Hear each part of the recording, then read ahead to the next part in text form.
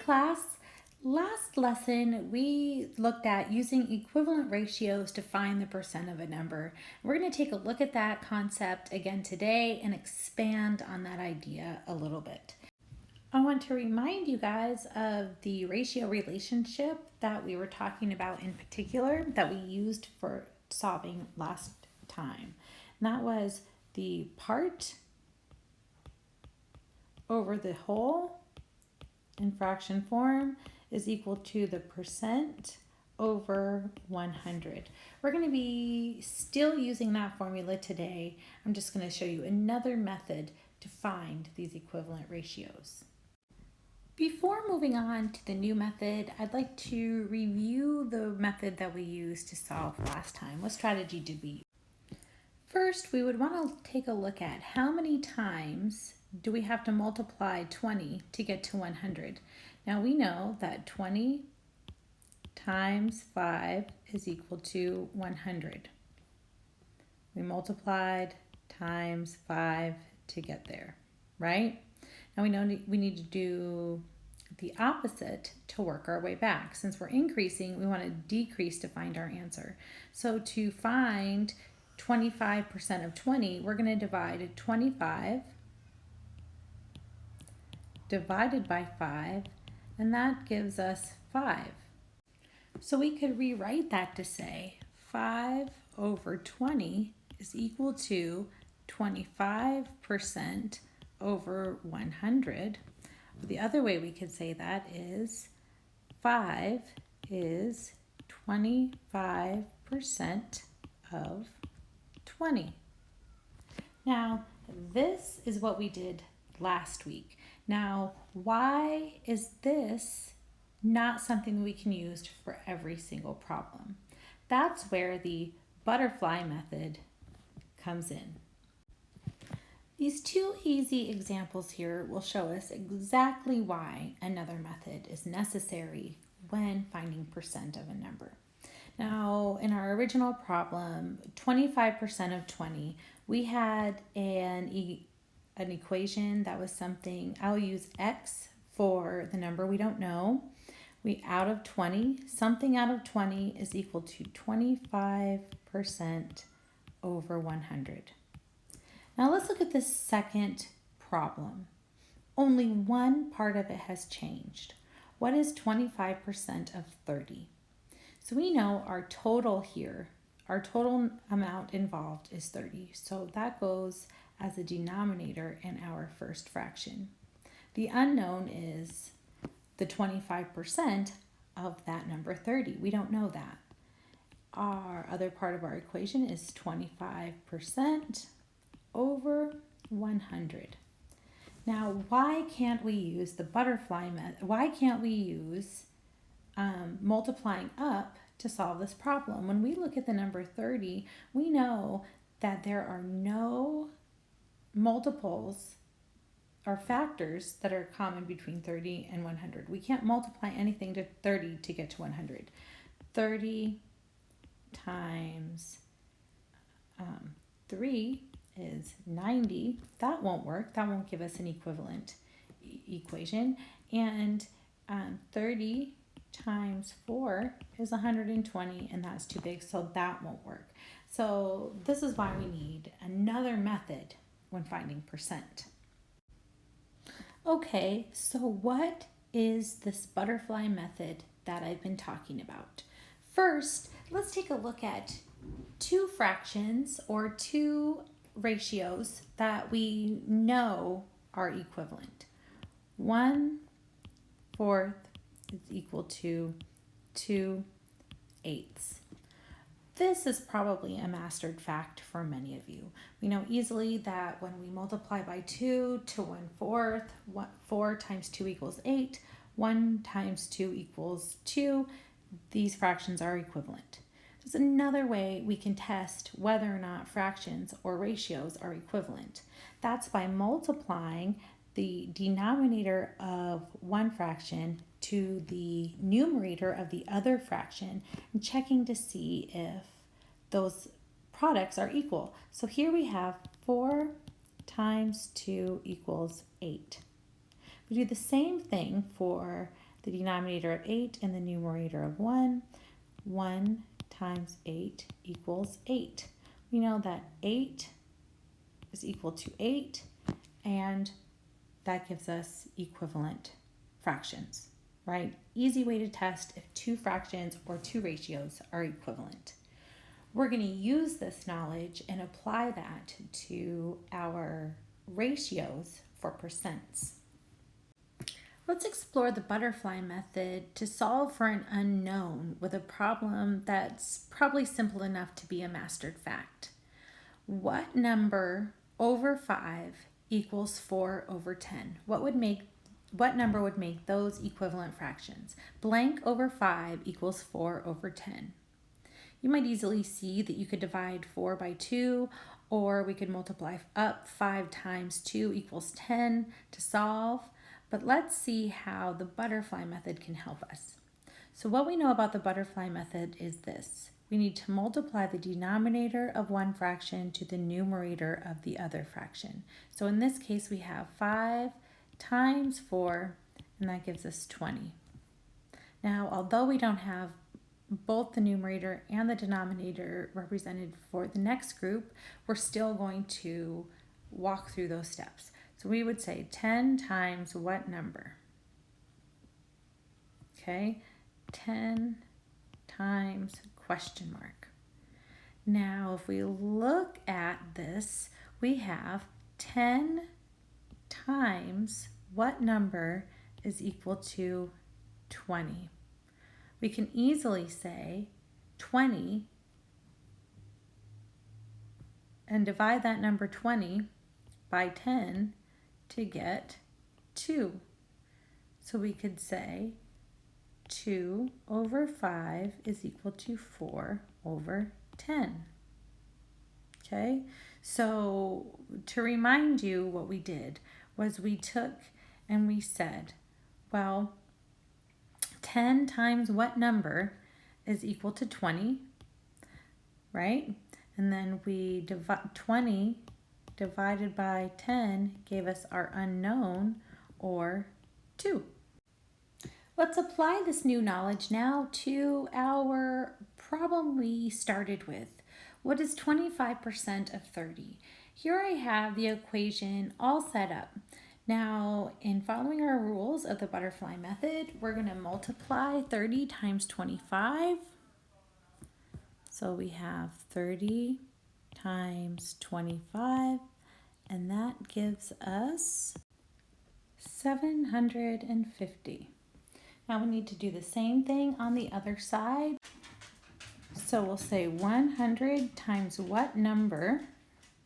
100 times what number? We still have an unknown. So I'm going to rewrite that down here at the bottom. 100 times what number is equal to 750. I'm going to solve that by dividing 750 by 100. 750 divided by 100 is equal to 7.5. So we know 7.5 over 30 is equal to 25% over 100. Another way we can say that is 7.5 is 25% of 30. Let's take a look at this problem that you saw earlier. In a recent track meet, EO Green sent a track team of 70 players. 20% of the EO Green track team participated in the long jump. How many students from EO Green participated in the long jump? I know that the total amount of players that EO Green sent was 70, and we know that we're looking for 20% of that. Let's pop that into our equation here. So we know that 70 is the total amount of players that EO Green sent. We know that's the denominator of our first fraction. We don't know what part of that 70 students actually participated in the long jump. We don't know. We do know that 20% of those 70 students did participate in the long jump. So our equation here is what number over 70 is equal to 20% over 100. We're going to use our butterfly method here, and we're going to multiply 70 times 20, and that gives us 1,400. Our other side of the equation is 100 times what number? 100 times what number? We take a closer look at that, we can say 100 times what number is equal to 1,400.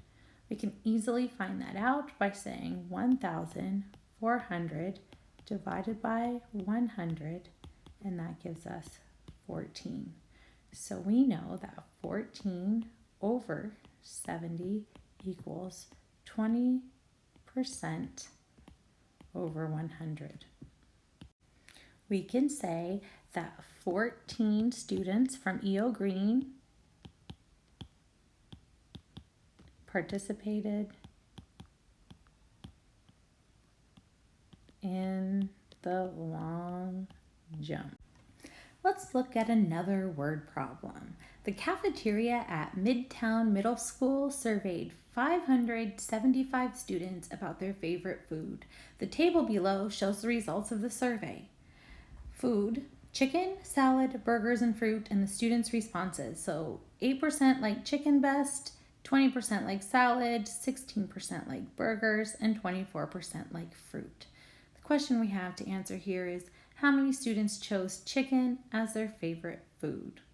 Now, let's put our first problem here in our fraction form. So we know the total amount of students surveyed was 575. We don't know how many of those liked chicken yet. We just don't know. We know the percentage of those students who liked chicken was 8, and we have that 8% is over 100. Now, we have some pretty big numbers here that we're working with, so I highly encourage you to be using your calculator whenever you can for big problems like this. It's always good to practice your multiplication, but then go back and double check with the calculator. So we know that 575 times 8 is equal to 4,600. And we use the butterfly method there, and we're going to take and multiply 100 times what number to balance our equation. So we can say here 100 times what number is equal to 4,600. We now know we need to divide our final answer by 100. So 4,600 divided by 100 is equal to 46. So 46 students like chicken. So 46 students is 8% of 575. Here we have the next percentage from the table. It's just missing the word problem. So I think 20% of the students liked salads. So we want to know 20% of 575. So we're going to plug that into our formula here. We know that we have 575 total students. We don't know what 20% of that number is yet. And we know 20% over 100. So here we're going to multiply 575 times 20. 575 times 20 is 11,500. On the other side of our equation, we're going to multiply 100 times an unknown number.